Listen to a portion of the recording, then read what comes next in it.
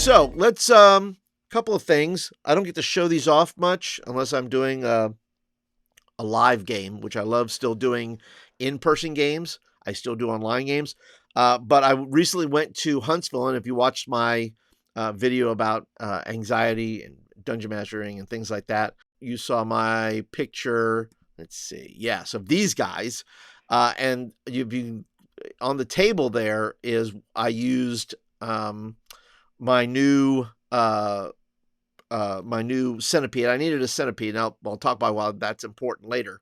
But the centipede I bought was from a company called Goodmeads Emporium. Goodmeads Emporium on Etsy. And they had a really cool centipede there. And it came broken down. It was in about three parts, I guess, maybe four, if you include the base, and then three other parts. Glued it together, put it together.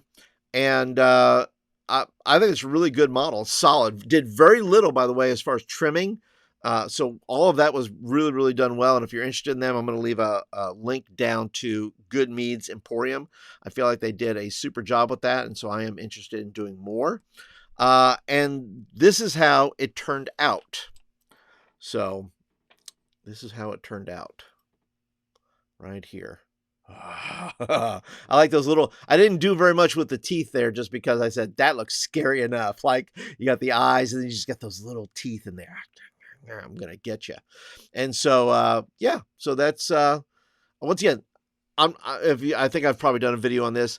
I don't do things like super high. I don't know what to call it. I'm not super fancy about things. I really just want stuff that's good enough to look at the table.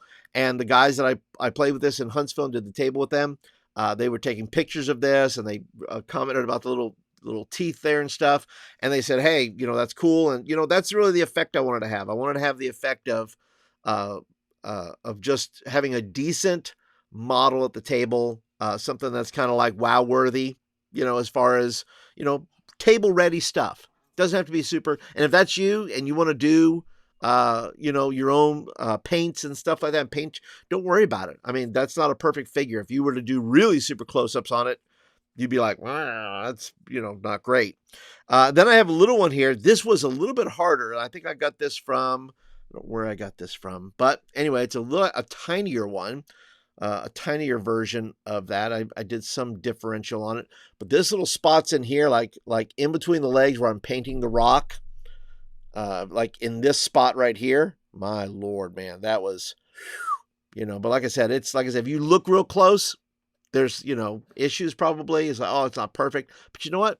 I don't play at a perfect table and you probably don't play at a perfect table too. So don't worry about it. It's not that big a deal, but I think this came out really well. It doesn't have the teeth in it, but I think it's scary enough that if you see this come out, then, and because I needed to, and I'll once again, these play a part in the later story here that I'm going to share about answering one of these questions.